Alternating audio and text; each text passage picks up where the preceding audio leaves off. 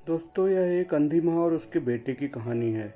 एक कस्बे में एक विधवा अंधी औरत रहती थी। उसका एक बेटा था जिसके पालन पोषण की सारी जिम्मेदारी उसके कंधों पर थी। वह बेटे को पढ़ा लिखा कर एक बहुत बड़ा आदमी बनाना चाहती थी, इसलिए उसने उसका दाखिला कस्बे के सबसे अच्छे स्कूल में किया। वह दिन रात मेहनत करती ताकि बेटे की स्कूल की फीस दे सके। लड़के के स्कूल के बच्चे उसकी माँ के बारे में जानते थे। वे सब उसे अंधी का बेटा कहकर चिढ़ाते थे। लड़का इससे बहुत परेशान था।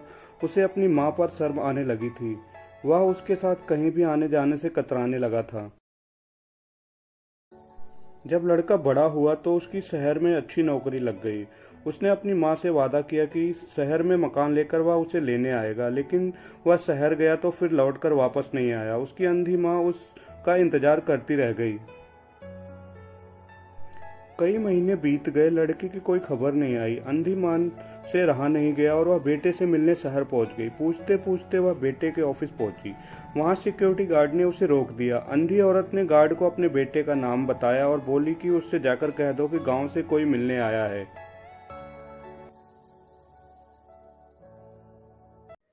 गार्ड ने जाकर उसके बेटे को बताया। बेटे ने ऑफिस की खिड़की से देखा तो उसे अपनी माँ गेट के बाहर खड़ी नजर आई।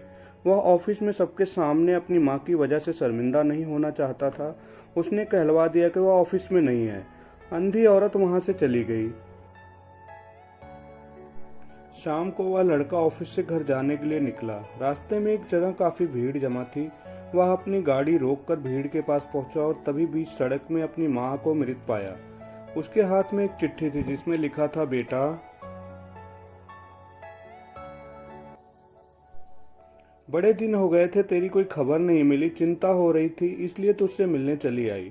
तू तो अब बड़ा आदमी बन गया है। तुझसे मिलना अब शायद मुझ गरीब की किस्मत में नहीं, लेकिन मैं बहुत खुश हूँ तेरे लिए। तूने अपना ही नहीं मेरा सपना भी पूरा किया।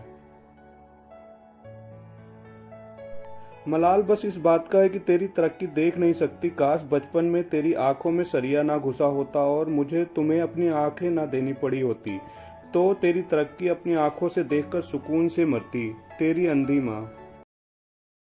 ये पढ़कर लड़का फूट फूट कर रोने लगा। जिस अंधी माँ पर उसे शर्म आती थी, उसने उसके लिए कितना बड़ा बलिदान किया था। वह आत्मग्लानि से भर उठा और जिंदगी भर खुद को माफ नहीं कर पाया।